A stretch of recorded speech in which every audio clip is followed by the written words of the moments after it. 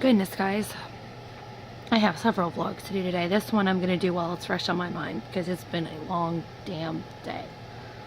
I am going to start with how we're having communication issues again today in conflict. So I'm up in my room because I'm in a good bit of pain after having things removed today. But that's not what this one's about. This is about marriage and shitty communication. Jamie had a hard time getting me up this morning. And he was very curt. You know, you need to get up.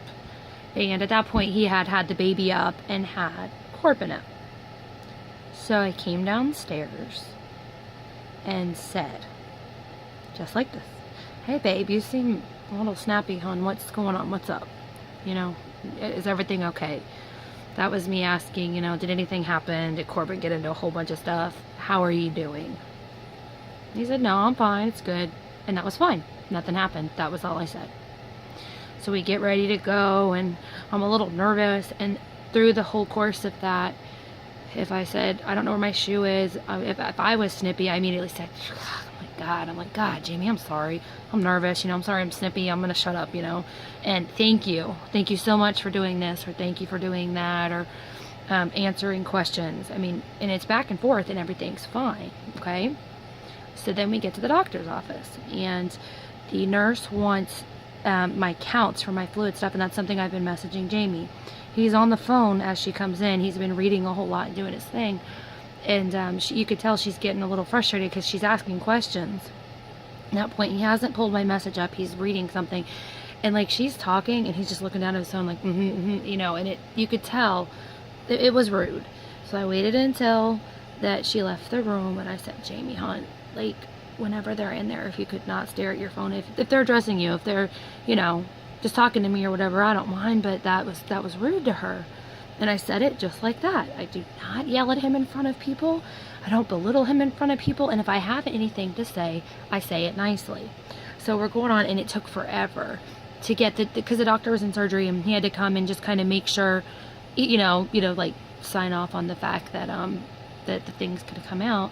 And the whole time we're in there, Cal and I are talking, Jamie and I all back and forth, but he's on his phone the whole time, and I'm trying to have a conversation with him, and he's not hearing me. And so I just kind of looked to Calla and talked to her a little bit, and I know Jamie's distracted, but he had brought something up about going on a trip, and he starts to give me the information, but then he stops mid-sentence because he's reading something else. I said, "Jamie, honey, what are you doing on that phone, you know?"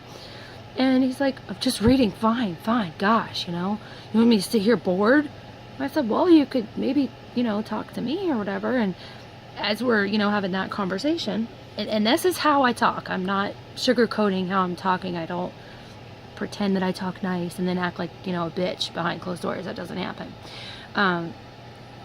Because I could be mean. I mean, I'll be mean out in front of people. Like, I have no filter, so there's not a whole lot to hide and, you know, present to other people my, you know, version of the story. But anyway, so the nurse comes back in, and it's time to do all the staple removing and all that. So Jamie stands up with the baby, and, "Oh, I hate to see you in pain," and very attentive, and definite shift in how he portrayed himself at that point. And I'm just quiet. Oh, it freaking hurt. But more than that, I'm just like, God, why does he have to be so ugly with me all the time?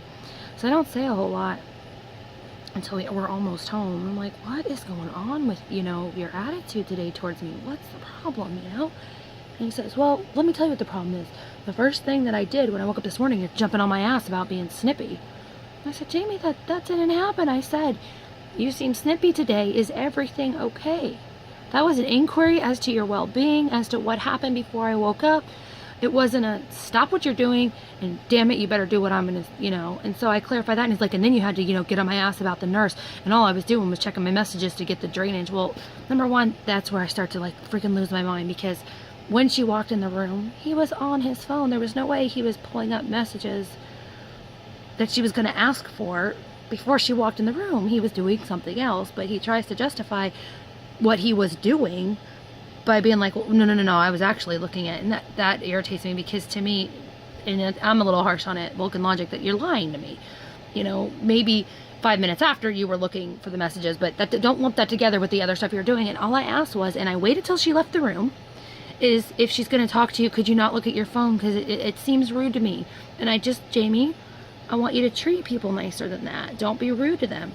So like, I'm left with these options. I'm left with just shutting up and not saying a word, which I guess is valid. But I feel like I don't want him to do that to me. If I'm like, you know, doing something that's going to embarrass me, I'd like him to be like, you know, I'm your husband. I know you well. And guess what you just did? You just totally like, you know, slipped the F-bomb. And I'll be like, did I really, you know? Like, I'll say that. Like, oh God, I did that? Holy crap, how embarrassing. That's my reaction to when he corrects me.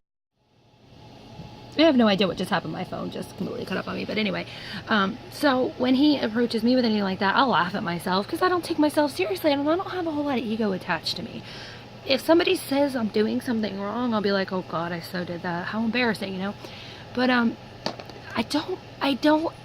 left with nothing at this point. I can't communicate with this person because, number one, I could just not say anything. And, you know, Callow's over there embarrassed. So I don't want to say, hey, can you maybe not do that? Because I feel like it's valid that maybe I would like it when he's in the room with another person that's speaking to him. And I'm having to deal with, you know, that. I just want him to be respectful. I feel like that it's valid for me to ask for that. But I could just, in the middle of the room, say, Jamie, stop looking at your phone. That's so rude. And I don't do that because that's mean. I would not embarrass him in front of people like that. The next thing I can do is wait till she leaves the room and just like, you know, hammer his ass with it and be ugly. And I don't do that either. So when we have these conflicts, I don't even know what I could have done to stop the conflict other than always tell him what a great person he is. Never have a problem. Because it blows up to, you've hammered me all day long. I said 2 things. 1, you're snippy, can you not be on the phone? 2 things in like a 6-hour time period, and he's pissy with me that I've, you know, embarrassed him. And I'm like, Jamie, what do I do here? Give me the freaking manual to your brain that I can communicate things I need to communicate and you won't be offended, because all I know to do is, in my whole life is, if I have to give information to somebody that I feel they need, I, number one, need to assess, do they actually need the information? And if they don't, if it's only just for me, maybe they don't need it. I don't need to make my whole world so comfortable that everybody bows and worships me. So that's number 1. Number 2, I can say it like the way that I speak, very gentle, very kind, kidding, not taking personal offense, like you're such an idiot, you don't put people down. And the third thing is soft voice, just a very soft voice. So it's the way I speak, it's the words I speak, and it's making sure they needed to be spoken in the first place. And I go through all these filters before I communicate with him, but it depends on his mood, or a lot of times if we've been sexually intimate or not, how he'll respond to me. He'll either be irritated and ugly with me, or he'll laugh back at me or be like, oh, I guess I'm on my phone enough. And I never know which. It's always a landmine. I just wish I knew some days. What can I do today to just make this a peaceful thing? I never know. I never know. And I think the thing that hurts me the most is I'm not a bitchy person. And when you're sitting in a car and this person's looking at you like you're the most horrible, rotten bitch that, you know, it attacks me all the time, and you're over here, I feel like I'm 2 inches tall most of my life. Because I feel like generally everybody else, I'm with everybody else, I'm a pretty nice person. I respect people. I don't think he even gets that. His viewpoints have always been valid to me. My 2-year-old's viewpoints have always been valid to me. I do not walk around this house and huff like it's my way or the highway. When I'm ugly and snippy and I can be a snapping turtle, I say, God, I'm sorry. I notice it about myself. I don't feel like that my ego is so big that I can't apologize. But I'm fighting his all the time. And I'm just so frustrated today because it just didn't need to be like that. When I asked if he was snippy and if that bothered him at that moment, not, you know, several hours later when he wanted to bring it up to, you know, be mad at me, he could have said, you know, well, I'm not being snippy. What's your problem? You just woke up. You shush. And I would have laughed and been like, okay, that's how I roll. And when he said that I jumped down his throat with the doctor, I should have been able to say, well, how did I do that? And I said, like, I don't understand how, you know, asking you to put your phone down was jumping down your throat. And if I say that, he's like, because blah, blah, blah, blah, and he gets like all spun up. He doesn't say, well, I didn't feel it was rude, but, you know, if it embarrassed you, I'm sorry. There's none of that, whatever. I say a statement, he's just pissed off and I'm a bitch. And I don't even know which way to step. I don't know what to do. So I'm recording this for posterity's sake, because if we have this conversation in a week, he's going to say none of this happened, Or, oh, I was just mad. Next time, remind me. And if I do remind him, he's going to be like, well, this is different this time. He never puts 2 and 2 together. So that's where we're at today. So I'm hiding up in my room, coloring right now and getting over the pain of having the drains pulled out because it hurts so bad. So, marriage vlog, diaries, number 2. Communication sucks in the coffee house.